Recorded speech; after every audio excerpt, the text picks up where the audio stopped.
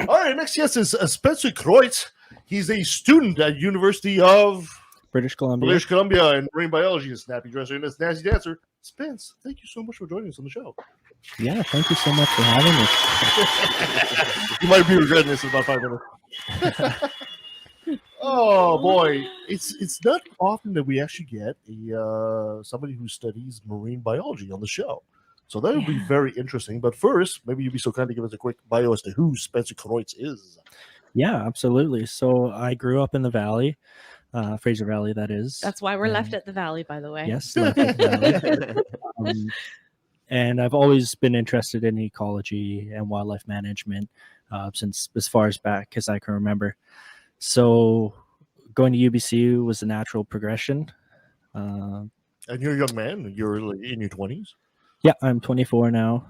So as soon as I got out of high school, I enrolled at UBC in their natural resource conservation program. Mm-hmm. So to get a bit more clear is I wouldn't consider myself a marine biologist, although that is a large part of what I studied there. Okay. Oh, great! I'd love for you to elaborate on that. So you're fired. You wanted a marine biologist. You're fired. Very specifically, a marine biologist. How dare you? No. That's one of the great things about the program that I did is that it was so immersive, like specifically focused on British Columbia, but really a lot of North American conservation issues. Oh, that's awesome. So you're essentially. I think I know someone else who did that program. Spencer is essentially the future. We have a future scientist here. What is your ultimate goal? I would love to work as a registered biologist for the province. Yeah. Whether that be in fisheries or terrestrial mammal management. But really anything I can find where I can progress conservation and at the end of my life look back and see that I've done something positive for wildlife, because that's really what's keeping us all here on Earth. Yeah. And you're an avid hunter as well. Yes, I got into that a few years ago. Met some people at school who did that. My grandfather on my mother's side, he was pretty into that, but I never really got the introduction through him. So it's been a pretty life-changing process, I guess. It really is amazing. I mean, last night you guys missed out on it because of your salting, but made a wonderful 4-course dinner featuring venison steaks. We had venison heart, but didn't turn out the best. We'll see what happens with that. And then we had buttered. You ate a heart? Yes, heart's actually one of my favorite meats out of an animal. It smelled flippin' delicious while it was cooking. Brent, it's just a bunch of muscle. And we did not totally miss out because there was a little tiny bit of the butter bear left. And OMG, please tell me there's more. There's plenty more in my freezer. Oh, please! It's interesting because people don't usually people usually don't make the link between hunting and conservation. Yeah. Let's talk a little bit about that. You think hunters are actually on the forefront? Okay. Oh, absolutely. Yeah, that was something that really became apparent meeting a lot of these people who had grown up hunting in university. Conservation in North America was really founded by hunters. Hunters and birders would be about your two main categories. So in North America, we've got a very unique model of wildlife conservation called the North American model of wildlife conservation. I mean, great name. Yeah, to the point. Covered all the bases there. Like a TLDR on that. Kind of give a quick synopsis of what it kind of looks like. Yeah, absolutely. So wildlife is a common resource. There's 7 pillars of the North American model. I couldn't recite them all for you right now, but the main idea. Yeah, the main points of it are it's a common resource for everybody to be able to use. It's not just for the richest. It's not for people who own land. Anybody can access it here. And that's one of the more amazing parts. Wildlife is not to be sold in North America, the meat that is. So it's completely illegal anywhere in North America to sell meat. Like Kevin was asking if he could buy some, and I'm just happy to give it away. If people want to try it and get into that, and I'm happy to share the experiences because it's been so life altering for me. Mhm. And it's just incredible to be able to go and harvest your own meat, see the whole process from start to finish. My sister had been a vegetarian for 10 years when I was in university, and I was considering going down that path because I just couldn't continue to bring myself to eat all these factory farmed animals. And so it was a decision whether I'd go vegetarian or if I could kill an animal myself and then consume it. If I could see that whole process through, then I'd feel a lot more comfortable about it. And it's really woken me up to that. So back to the conservation part. Yes. Wild hunting licenses, tags are all fees that end up going back into conservation. In the United States, they've got two programs called Pittman-Robertson, which is hunting and firearm based. So any hunting equipment, archery equipment, firearms, and ammunition bought from American manufacturers have an 11% tax put on to them from the factory.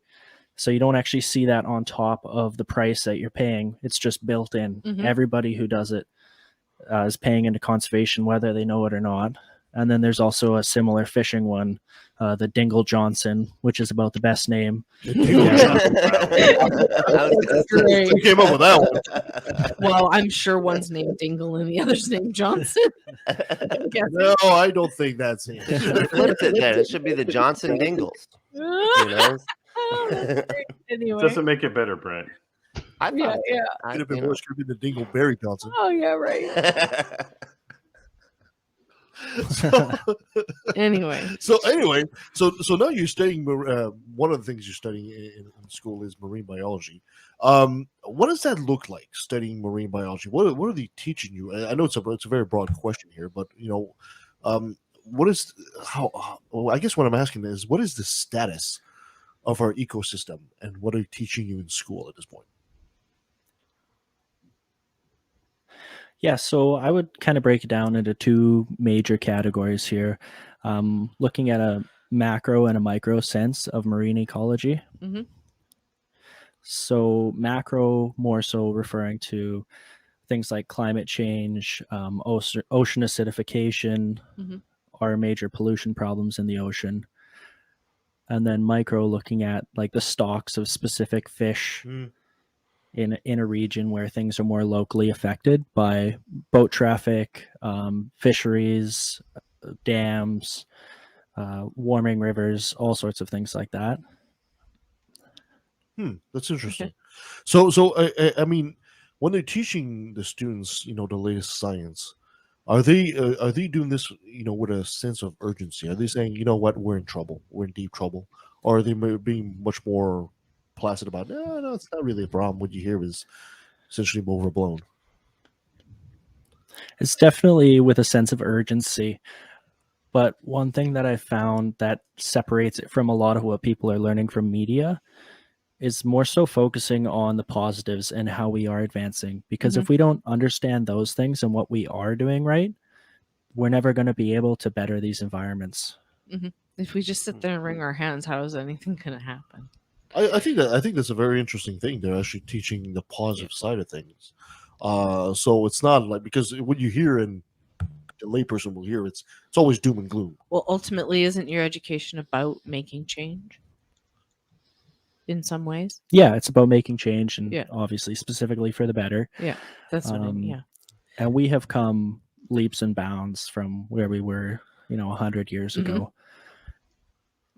Actually, you mentioned I should do a top 10 on the marine, and I did a top 10 endangered species because, and it's all us.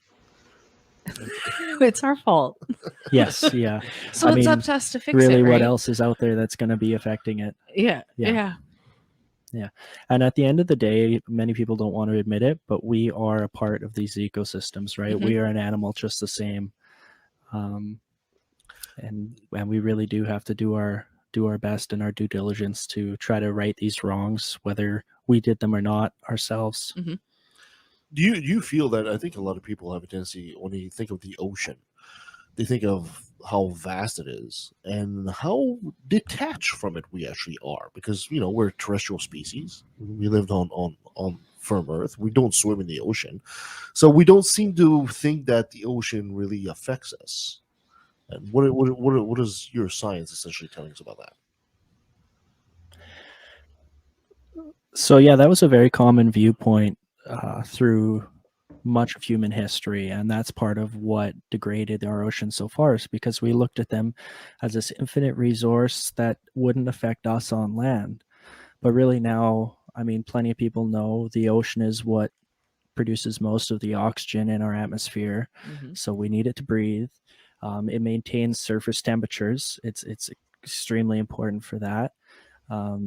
And so many of our food resources, you look around the globe, sure, in a North American sense, a lot of us don't eat fish-based produce. I mean, we eat salmon and cod and things like that. But for many countries, especially in Asia and Africa, their main source of protein is coming from the ocean. Yeah, exactly. That's what we said. There's actually one on the list that's because of overfishing. And it's worth repeating as well, because we have a tendency, climate change is happening, we'll just plant more trees. No. Trees are good and they're important, don't get me wrong, but they're not the source of what actually keeps the air going. It's actually more the coral reefs. And What are they teaching you about that? To Phytoplankton. that? Yeah, exactly. All the ocean plays a bigger part, I would say, than most forests in the world. What is the future looking at for that? Like, what are they teaching about that to make those changes so that our oceans are getting So saved? the faculty I studied in at UBC was a faculty of forestry. So a lot of it was also based on silviculture, which is forest growing and harvesting. So now that plays a huge role in carbon sequestration, which is really important for climate change. However, oxygen production is just it's not going to keep up by planting more forests. Now, sure, having younger forests, they do sequester the most carbon. As those trees grow, they're growing fastest when they're young and in these open spaces. However, if we're not using these resources properly, if we're leaving all this scrap out there, then that's a lot of waste as well. So ocean-wise, the biggest things, like, for if you're talking what everyday people could do, is really trying to mitigate your climate footprint. Now, there are plenty of online resources where you can go and answer a bunch of questions, how far you fly every year, where you're driving to work, and it gives you a vague idea of what your impact actually is. And these things, if we could all get a sense of this and maybe try to dial it back just a little bit, like with the amount of people in North America alone, there's a massive amount that we could do for our environment. Now, however, you look at the global scale, back to that macro sense, and it's really tough to even fathom that we're all going to get on board together with this. I mean, you look at how many controversies there already are and how many differences there are. It's quite a daunting task to even think that we could do this. Now, I will always remain optimistic until the day we all die, but it's something that everybody on the earth really needs to get together on. And I think, like, these past few years with obviously the global pandemic and everything, it's kind of opening our eyes to our dependence on nature and getting outside. So Totally lost my train of thought. Sorry.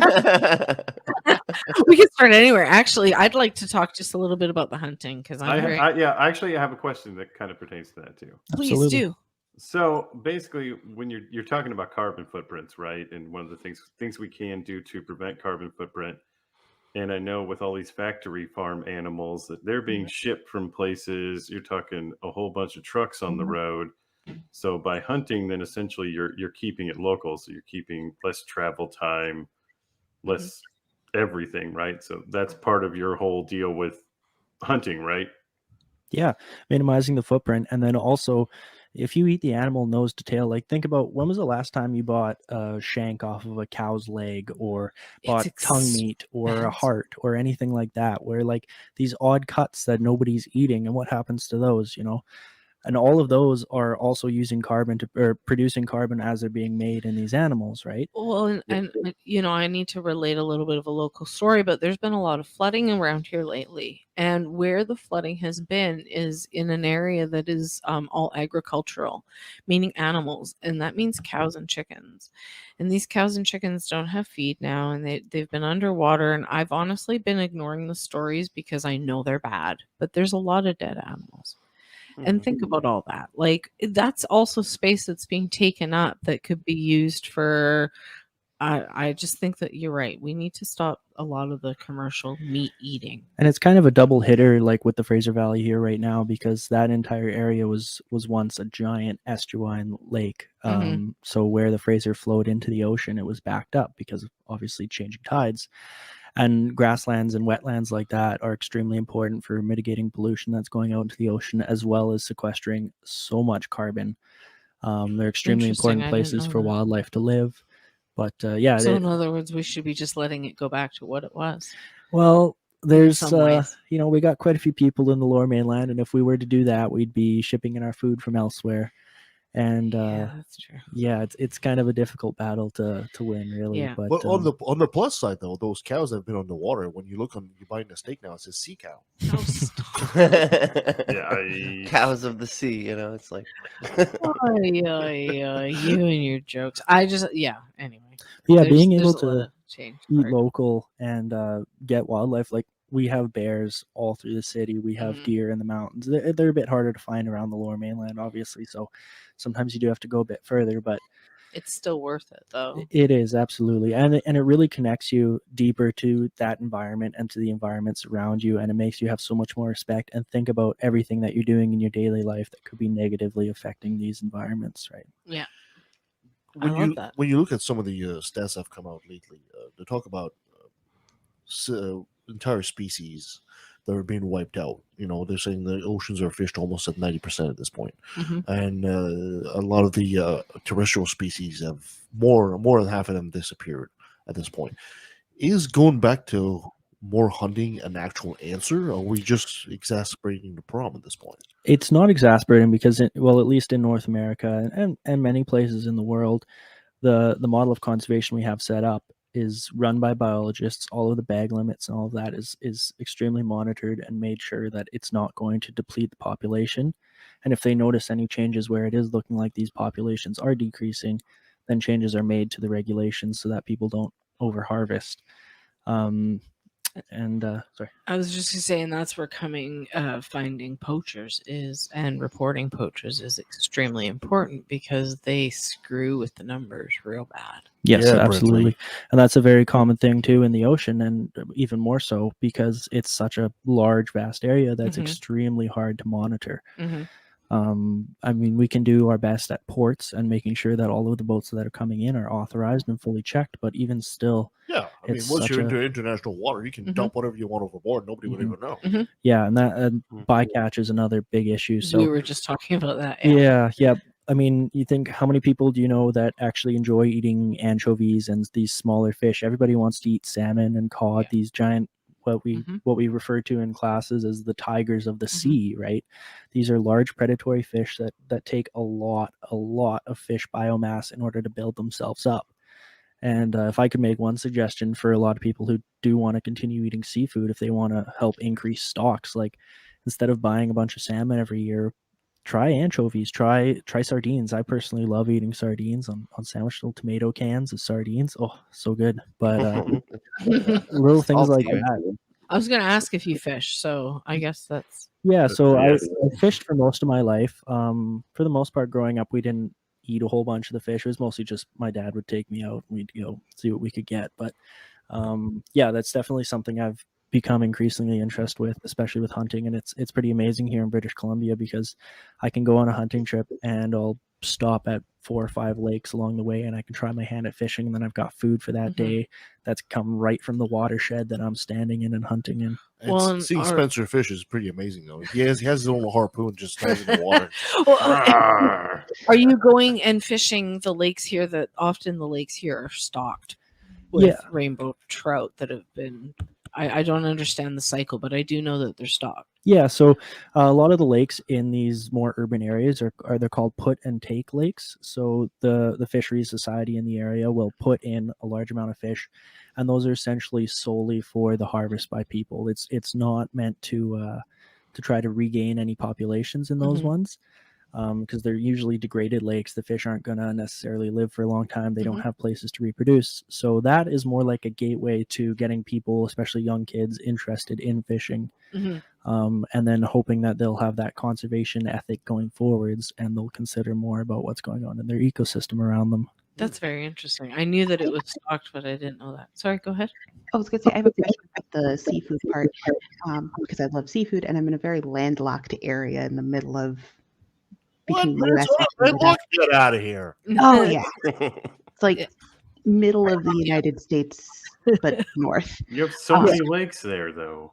Yeah, it's freshwater fish. There's only some freshwater fish. The land of 10 million lakes. Just jumping in there. Yeah. Anyways, so my question is, because I've heard about where there's some fish and seafood stuff that they're working on farming, and now is that a good alternative to going out and overfishing the oceans? Because I am all for starting a fish farm in Minnesota if I ever had the capital for it. This is something that I was hoping that we would get to talk about, actually. So thank you. Aquaculture. Aquaculture is definitely becoming a bigger and bigger fad. Now you see many documentaries and news stories about how terrible it is and how it's killing all the fish. I know we have made advances, and there's a few different models. So typically aquaculture was done, at least for ocean fish, along like shoreline areas where these fish are also, like the native ones would be migrating through. So for example, on the coast of BC here, we would have salmon pens set up all along these best migration routes, not because the migration routes are there, but because those environments are best for the fish. And then you end up, when you have fish in that dense of a population, like packed into a net like that, you have to treat them for diseases and viruses, because otherwise they would all be dying and all the carcasses would be going down to the bottom. And then you've also got a risk of disease spreading that way to the native fish.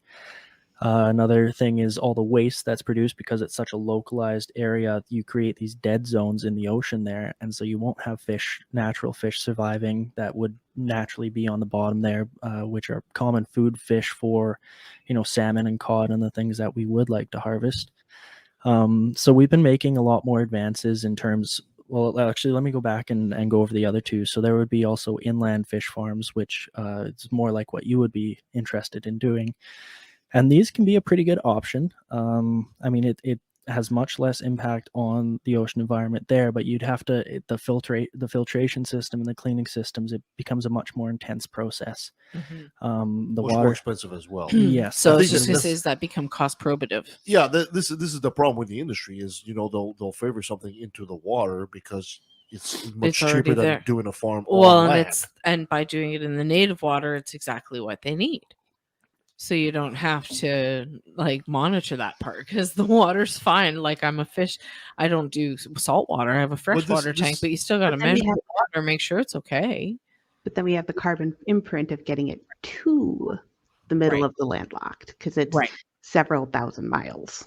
But this is also what the environmentalists are dead setting up, because when you have like Spencer was saying, once you have these big nets and these fish in there and inside the stream, they develop disease, and the local fish, the wild fish swimming by, may catch that disease and stuff like sea lice and all that. Do you think that's an exaggerated thing, or do you think it would be actually better for us to have everything on land when you do that? Okay, you said there's actually 3 models too, yes, so yeah, actually, I can jump. Let's answer that question and then over to that. So, just ignore my question. Yeah. No. We'll definitely get back to that. No, don't answer the question. Come on, Kevin. I'm intimidating guy sitting here. Yeah, no, sorry. So yeah, the third option is No, something... sorry. Oh, no, yes. answer his question. Sorry, Kev, could you repeat that?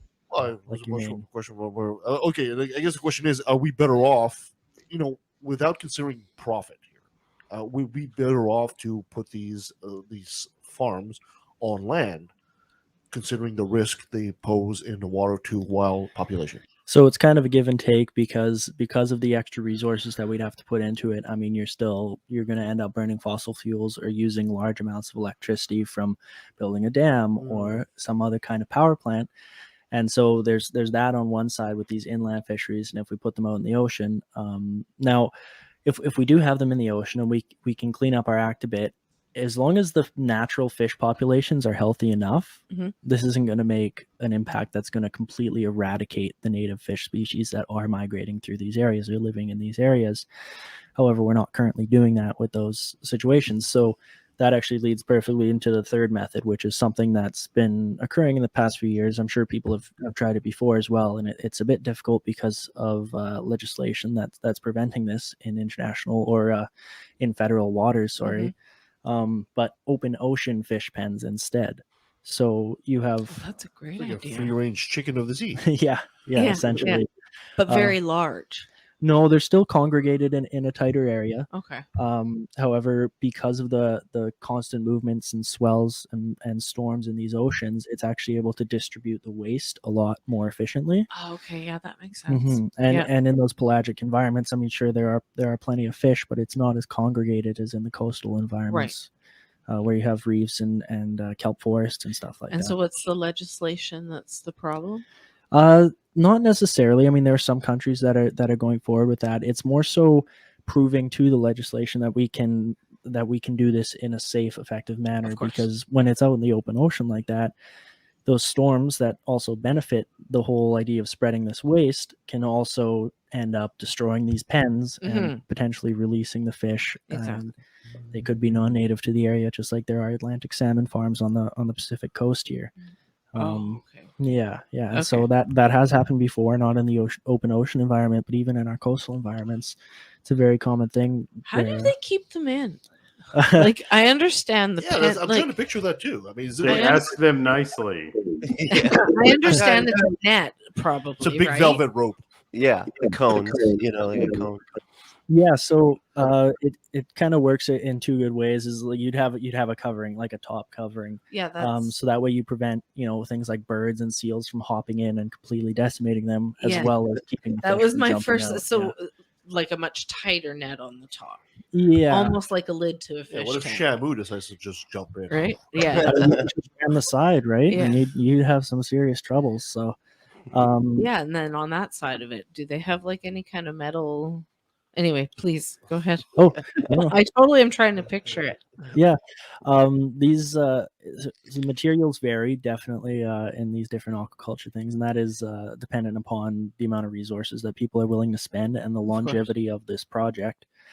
So for these open ocean ones, they're looking at, I believe it was like a copper alloy to produce these nets, whereas inland fisheries, coastal fisheries might be using something that is not quite so hardy, because you don't require that with the amount of ocean currents and swells and stuff going on, at least here specifically, because we have Vancouver Island blocking our coast and keeping our waters quite calm. So yeah, the amount of money that they're willing to put in, and then also what kind of factors like seals and whales they have trying to infiltrate these areas and catch the fish, which you imagine trying to stop an orca would be pretty damn near impossible. So now I'd imagine, I'm not sure of this for sure, but a lot of there are plenty of ways that you could deter wildlife from around that area directly, whether that be from underwater speakers or electromagnetic fields. But then you're also displacing these things that should naturally be able to come through these areas from coming close to the net. So it's kind of a catch-22 there. Yeah. I just picture a big roll of newspaper that hits Shamu in the nose. Bad, really Fish, bad. No, stay fish. back. Go away. You spray them in the nose with the spray. No, that doesn't work. Yeah, I was thinking, like, you just get like some shadows that just kind of keep going over, so that they think that territory has already been taken. Oh, okay. You should just put like a gigantic aquarium in the water. So you have like glass walls, No, See, they'll that's break those. That's some outside of the net thinking right there. That's a question I have about the more inland fish farming is because, like, we have, again, I live in the land of 10,000 lakes. Is it possible that if we have a completely landlocked lake that doesn't filter out anywhere, is it possible to use that for maybe some of that kind of stuff? Or is that just not going to work because it's also really cold? So sadly, all of these lakes, I mean, there are a few specific pothole lakes and stuff like that where they won't have at least an open stream draining into the system. Mm-hmm. But no matter what, that water has to go somewhere. There are better options where if it was filtering through a large area of soil that it could be maintained. But nonetheless, if you have a mass flooding event or anything like that where some of that leaks over, it's too big of a risk. So the best way would be to actually create a man-made pen and do it that way. Usually with a clay cement basin or a raised pen, just like you'd see a above ground swimming pool kind of deal. Because you have to maintain the salinity as well. Yes, Right? yeah. Because we're talking about ocean fish, so Huh. that's why I don't do oceans. No, but salinity is a pain in the butt. For salmon, for example, they have a tendency to go into freshwater streams anyway to reproduce. Mhm. So is it possible to keep them in just a fresh? Or? No, so for their adult stage, they do require that salt water, and that's part of what makes them grow so large is because of the ocean resources. You look at the fish that stay in fresh water. For example, I don't know if everybody knows about steelhead trout, and those are essentially just rainbow trout, but they migrate out to the ocean, and because of that, they grow tenfold of what a natural stream-raised rainbow trout would be, because resources in, at least on this side of the coast, are oligotrophic, which means there aren't a large amount of decaying nutrients producing tons of bugs and smaller fish, filter feeders, and so on. And so if they really want to grow large and be able to produce the amount of eggs that salmon and steelhead do, they have to go to the ocean to get those resources. Now, an interesting one would be looking at, say, sockeye salmon, which is the most popular salmon, if not one of the most popular fish in the world for best tasting. Oh yeah. And now sockeye salmon reproduce in lakes. So they first are spawned in small creeks next to lakes. They go into the lake, grow for a little bit, and then work their way out to the ocean for a few years. And when they come back into these systems, they go into the lakes, they go up the smaller tributaries leading into these lakes, and they do the same thing. Now, what happens sometimes is there's a landslide or a creek gets redirected and these fish get stuck in the lakes. Now, as far as I know, this is only something that occurs with sockeye salmon and steelhead, of course. But Cockney trout, Cockney fish, which you've probably all heard of, those are landlocked sockeye salmon. And so they go through the same breeding process, but what they do is they treat these larger lakes as the ocean ecosystem. So they don't grow nearly as big. I mean, they still stay quite small, but they've got the same quality of meat on them, and they're very popular fish here. Yep. So that's something to consider. Like if you do really have a desire for ocean fish, I mean, in Minnesota there, for example, you got beautiful walleye populations. I don't know if you've ever eaten pike, but that's fantastic. Hilariously, whenever I go to a place and there's walleye, it's always Canadian walleye. So I was like, do we not have 10,000 lakes here? Well, I know there's walleye in these lakes. It's delicious. I've caught one and eaten it. It's the commercial harvest aspect. So we still have those commercial harvests in Canada because we've got such smaller populations. But in most cases in the United States, they aren't able to do that. Huh. That's interesting. So by what you're saying here, you could theoretically take a quote unquote dead lake and terraform it into a pen for farming fish. You could do that With the right permits. Yeah. Yeah. Take a lot of permits. Bureaucracy. Yeah. The biggest thing Paperwork. would be controlling the outflow. Exactly. And because, like, especially in a landlocked area, that water is going to travel a long ways before it reaches the ocean, and inevitably it will reach the ocean. It doesn't just stay stagnant there forever. And if it did, if it was just a completely stagnant lake like that, you'd have no oxygen in it, and it wouldn't work in general for having those fish in it. You'd have to build a full aeration system, which you probably would likely have to do anyways, but which is why you need the concrete pen. Yeah. So Makes sense. If we go back to the ocean there, I mean, you're a young man of 24. You see, I mean, I'm assuming they've taught you some of the history of, commercial fishing and all that. You see the status of the ocean as it stands today. How positive are you in your future when you're old and gray like I am, that we can actually save the oceans, or is it going to get way worse? I think on many of the micro scales, I'm still quite positive that we'll be able to help these fish populations closer to countries like Canada and the United States. However, when we're talking about salmon stocks and bluefin tuna and these pelagic fish, because they're going way out into the open Can you ocean. explain what a pelagic fish Yeah, is, so please? pelagic would be like an open ocean environment where you don't have the fish aren't using the bottom structure or any kind of edge shelter from Such islands and as stuff. like halibut? Bluefin tuna. Halibut would be using bottom structure. Okay. You wouldn't find them in open ocean environments. Yeah, bluefin tuna, salmon through a lot of their life in the ocean, they go out into the Okay. deep stuff. Okay. Brentley, he's also not much of a butterfeeder. He likes to stay on Yeah. top. Yeah. Anyway, That's Sorry. why Jewish people aren't allowed to eat meat. sorry to derail there. Oh, no worries. Anyway.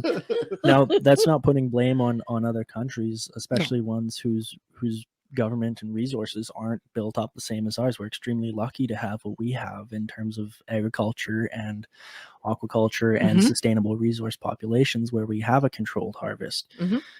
Plenty of places you're just fighting to survive every single day, right? We will always have food here, like at least in the current state. Like, I mean, sure, the flooding and the pandemic, we saw people buying out everything on the grocery shelves. Still but are. It's kind of yeah, crazy. it is a bit Anyway. ridiculous. That makes me glad to be a hunter, I'll tell you that much. Yeah, we need to My talk freezer after the is show. full. You don't need We toilet need paper to- when we- you're so is out mine, but bush. we need to talk. Anyway. So, yeah, yeah. it's true. In terms of I understand like other countries that need it just to survive. It's like I'm not going to fault them for going out to the ocean. Yeah, and Somalia is a very fishing good to- example. That's why they've taken over to piracy, because Oh, they the have fish to. stock has actually dwindled so much Mhm. they can't make a living Mhm. being fishermen. Exactly. Yeah, so that would be something that kind of makes me hesitate from feeling all the way optimistic about the future of our oceans in general, especially at a macro sense. And then also the climate issue would be a major concern of mine. That's probably about number one. Which is more what we need to be focusing on necessarily is what we're doing on land to save our oceans, not necessarily. Well, of course, partly what we're doing in the oceans, like you said, on a micro sense, but on a macro sense, we need to be looking at the world as a whole. Yes, yeah, absolutely. Everything is interconnected here, right? And it's extremely important that we consider these environments that are thousands of miles, away It's from okay. us. We do it all the time. We could do both on the show. So when you're looking at the future and if the layperson listening to you right now, what would you recommend the layperson do, and what would you recommend we do also be part of that question here as a species? What do we need to do? Do we need to focus on industrial pollutants? Do we need to focus anyway? You know the question. Yeah, for the climate change area. For looking at climate change, yeah. No, I can't claim to say that I'd be able to solve climate change for all of us. So What? What the hell do you think we're reading? Yeah. But Why are you even here? it's really about examining all these little things that we do in our day to day, consuming plastic products, burning unnecessary fuel. I feel like going for a drive, let's go do that. And even still, if many of us were to focus on these little things that we do every day, there's still going to be these other places that aren't doing that, or these larger corporations that we don't even see how many fossil fuels they are burning or what kind of waste they are producing. And so we need to hold them accountable too. Yeah, so trying to learn more about where your resources come from, and I know it's a large ask because many people it's just hard enough to just get by, Yeah. And so if you do have the time, if you do have the opportunity to really kind of pick this apart and look at what you're doing in your everyday life, that in my opinion would be the best way that we can make an impact moving forwards. Yeah. Okay. Good point. Sounds good. Yeah. Any more questions for Spencer? Did you end up getting to that third model? Did we do that? Yeah. Yeah, so that was the Okay. Yeah. Oh, yeah. okay. All right. I just wanted to make sure. I could be totally inappropriate, but I'm not going to be. Okay, I'm actually going to be a nice person. Yeah. do Go have ahead. one more question. So go the kelp situation is one of the situations with the environment and the climate and stuff that's really kind of big. Mhm. Is it possible that like GMO technology could help with that? When you say kelp situation, could you elaborate? Sorry. I was going to say, because and correct me if I'm wrong, isn't the whole kelp thing like that the kelp is dying and we're not able to, it's not basically reproducing enough? You may be more so thinking coral reef areas. Is that? Are you referring to like the kelp forest though? Because I know there's Yes, issues the with kelp forest. Yeah, because we forests, were yeah. talking about the sea otters eating the. What was it? Eating. Eating the urchins, which Yeah. eat the kelp. Yeah, Yeah. yeah. Honestly, these are things you should have been sitting here. Should have been here for that. You should have woke up. Why weren't you here, Spencer? Oh, the little old lady who swallowed a fly stuck in my head. Totally teasing. Sorry, go ahead. But with these kelp forests and such, is that something that genetic modification technology could help with? Yeah, honestly, I do believe that we've come a long ways in genetically modified organisms, and it's not all this doom and gloom and terror that everybody sets it out to Yeah, be in right? media. Really, like so many of the foods many of the foods we do eat on a day-to-day basis have been genetically modified. And that could be as simple as us selectively harvesting and selectively planting seeds that better our use of these resources. For example, like apples and corn. I was going to say, isn't like 20 plants actually all just a form of mustard? I haven't heard that, but I wouldn't be surprised.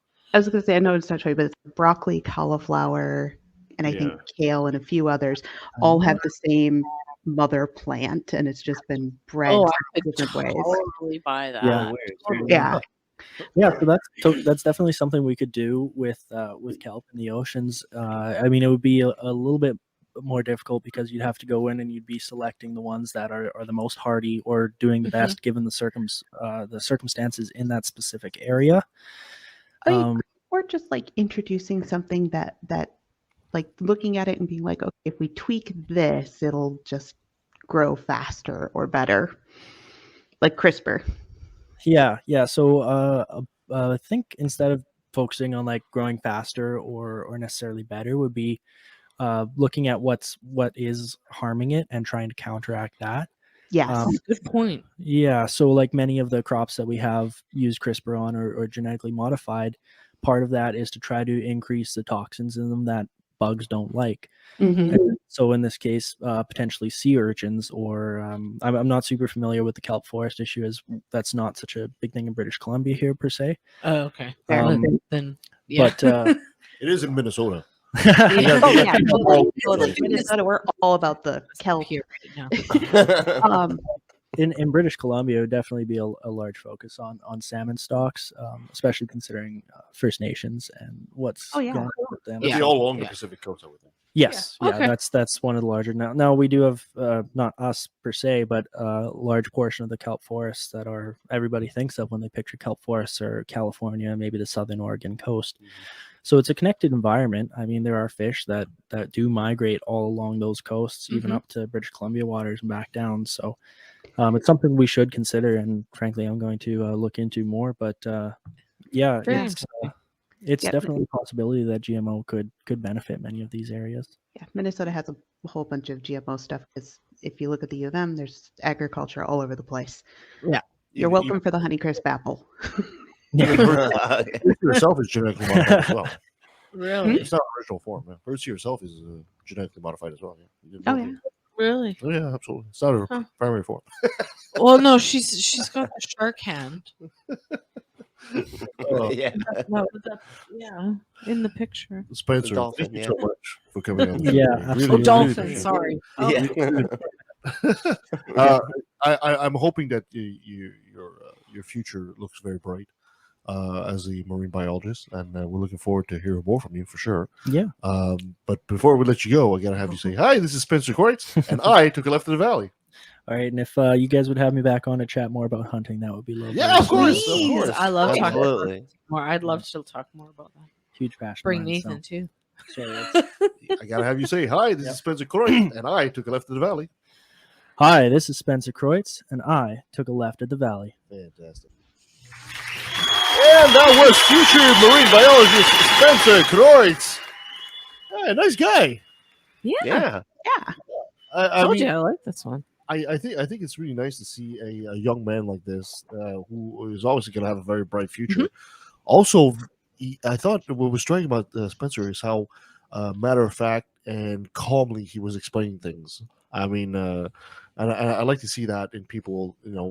I think the guy's got a bright future. He's got a cool head, and he can tackle these issues. And he seems very, very aware of what's going on, not just as a marine biologist or future marine biologist, but also the interconnectedness when it comes to hunting and not just here on the Pacific Coast, although you will specialize probably here on the Pacific Coast, but also what's going on worldwide. So I think that brings me a lot of hope to see a young man like him. Yeah. Oh, yeah. Oh, yeah. Anything else we need to add to this? No, we got it. We're good. Yeah.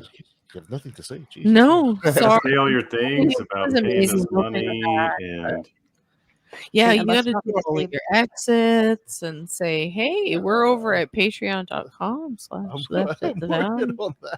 Oh, no, it's not that. Patreon.com/LATV. Don't listen to me. I'm too tired. Yeah. Obviously, you need to go back to that. Well, thank you so much for Spencer Kreutz for being on the show, and thank you for listening. And thank you, my co-hosts Sabrina, Hertzie, Benjamin, and Brett Lee. And follow us at leftofthevalley.ca. You can follow us on Facebook.com/leftofthevalley. Thank you. Yeah. Also, on Twitter at LATV Podcast. You can send us an email at leftadvalley@outlook.com. Give us a 5-star review. It helps us and helps others find the show where you find us. And you can also become a patron at patreon.com/LATV. Did you say anything about youtube.com No, /left at the by all means, valley? go ahead and say youtube.com/ Left at the valley. There we go. That's when you find the channel. Brett Lee, give us a quick plug for Unapologetics, bud. Yeah, it's Unapologetic spelled with an X. A panel stream on YouTube, and it's every Wednesday night at 11:30 p.m. And it's a lot of fun. Yeah, it oh is. yeah. Fantastic. Coming up next week, we'll have Dr. Cliff Heacock. We'll talk about Christian dominionism, and we'll be finishing the year with Tom and Cecil of Cognitive Dissonance. That should be fun and wacky. Yeah. Hell And then yeah. we're going to take a real quick break for our very first vacation. Yeah, for the holidays. And coming up in the new year, we'll be talking to Professor Edward Hodge. Yeah. We'll be talking about natural persons and naturalized people, how they think they're outside the law. We'll also be talking to Tracy Harris, formerly of the atheist experience and all that stuff. We'll talk. We're talking. Anyway. We got a lot of people coming down the We pipe. do. It's going to be great. And Bernard Lamourette as well is going to come back. We had a bit of a mishap. We'll have him back all to good. talk about his book. Anything else I'm missing? No, have a great week. Perfect. That's it. Guys, thank you so much. Until next time. I say it's ignorance, and you just call it faith and unsubstantiated claims. That's something to be ashamed. I'm an atheist.